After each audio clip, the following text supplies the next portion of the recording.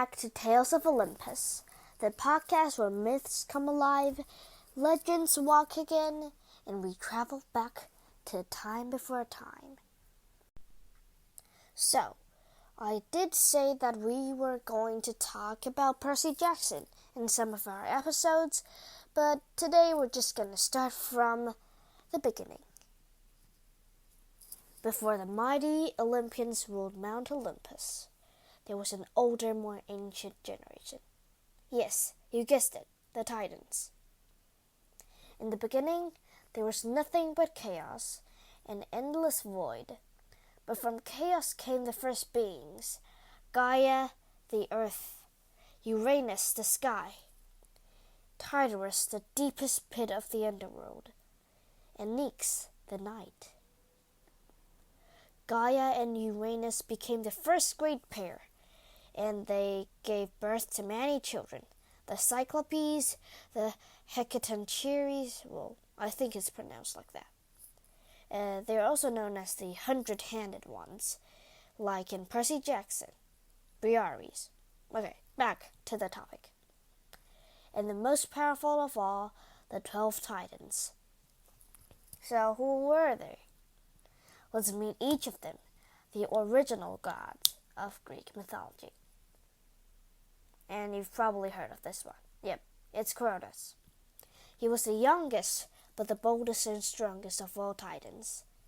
He would become the leader of the Titans. He was also the Titan of time and harvest. Yep, a lot of Titan words in there. I don't know why. Well, I really don't. And there was his wife, Rhea. His sister, too. And don't ask me why the gods actually, we're gonna just go back. Okay, so Rhea was the Titaness of motherhood and comfort. She was one day gonna be the mother of the Olympians. And there was Oceanus, the Titan of the endless river that flowed around the world, and not just a god of water. He was the water. And Oceanus' wife, Tethys, goddess of fresh water, springs, and rivers. Together, they had thousands of river gods and ocean nymphs. Oceanus didn't take sides on the Great Titan War either. He was neutral, to say. Okay, back to the episode. And there was Oceanus' brother, Hyperion, the Titan of light and the father of sun, moon, and dawn. His name means he who watches from above. And there was Thea, Hyperion's wife, goddess of shining light and vision. She gave birth to Helios, who would sooner be the god of the sun, and Selene, the goddess of the moon, and Eos, the god of dawn. And there was the famous father, Iapetus. Oh, you could say Bob, as in the Percy Jackson series. He was a titan of craftsmanship, mortality, and human life. He would be the father of famous figures like Prometheus and Atlas. Yep, you heard it right. The Prometheus who got changed on the rock because he gave fire to mankind. We'll talk about him and Atlas in more episodes later on.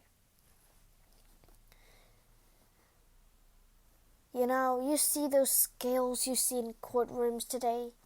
That is Themis, titanless of divine law and order. She represented justice, fairness, and prophecy. And those scales, that's her symbol.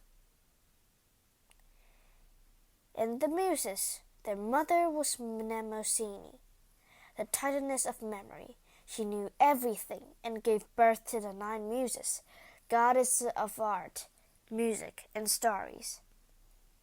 Number 10, Coas. Well, I think it's pronounced like that. Sorry for the bad pronunciation. Also tell me in the comments if you hear anything wrong. Yeah. Okay. Coas was the titan of intellect, knowledge in the stars. He was the father of Leto, who would one day give birth to Apollo and Artemis.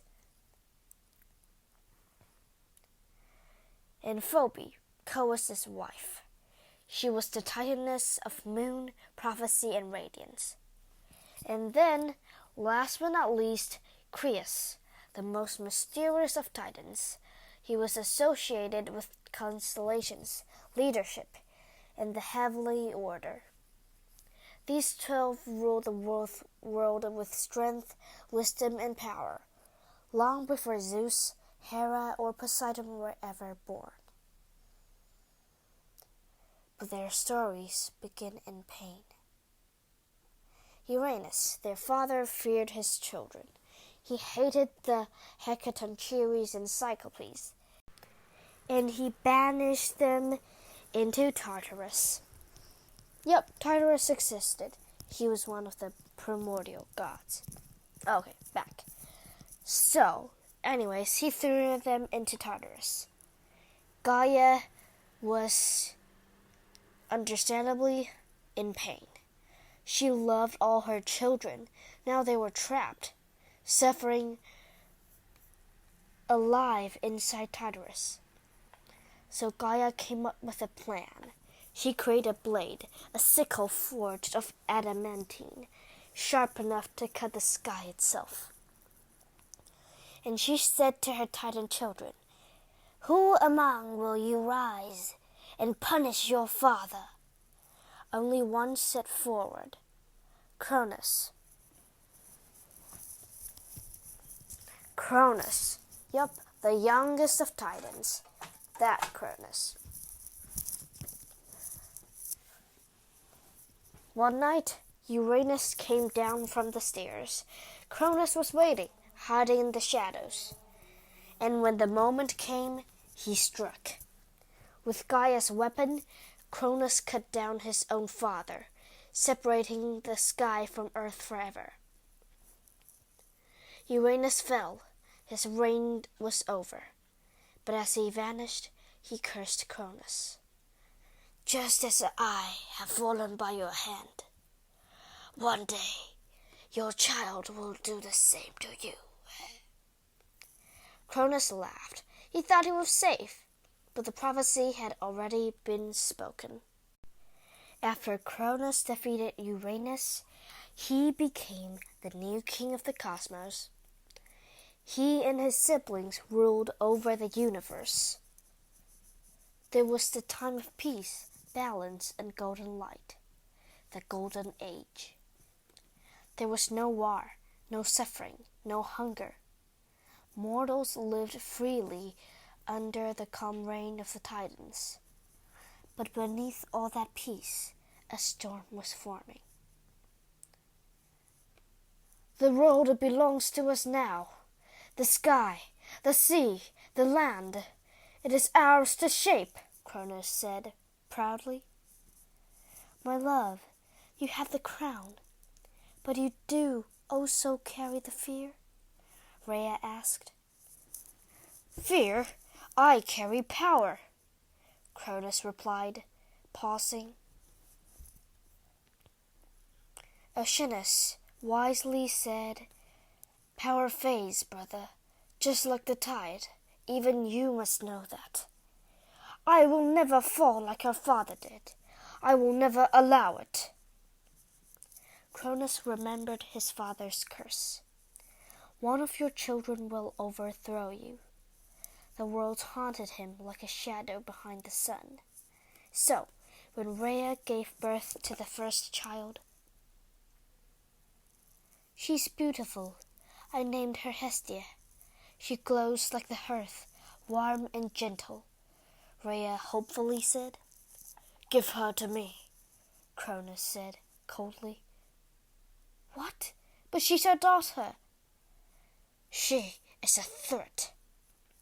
And then he opened his mouth and swallowed his newborn daughter, and just like that, Hestia was gone.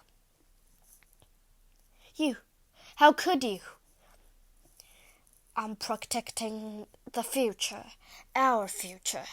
No child will ever rise against me," And so it happened again. Rhea gave birth to Demeter, and Cronus swallowed her. Then Hera, and Hades, and Poseidon. One by one, the 5 children were lost to their father. Rhea's heart was breaking. Mother Earth, please help me. I cannot lose another child. You must act, my daughter. The prophecy is not a curse. It is hope, Gaia replied. Then I will hide him. I will save this one, Rhea decided.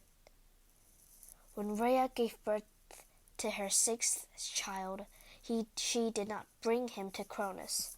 She fled. She journeyed to the island of Crete, to a secret cave. There, surrounded by nymphs and mountain spirits, she laid her baby in a golden cradle. His name was Zeus. A nymph said, "He's strong already. He will bring balance back to the world." "And this will fool the king," Rhea said, holding a rock. Rhea returned to Cronus and handed him a bundle, wrapped tightly in cloth. Cronus didn't even check. He swallowed it whole, not knowing that deep in a cave far away, a child was growing, a child who would not be afraid, a child who would rise.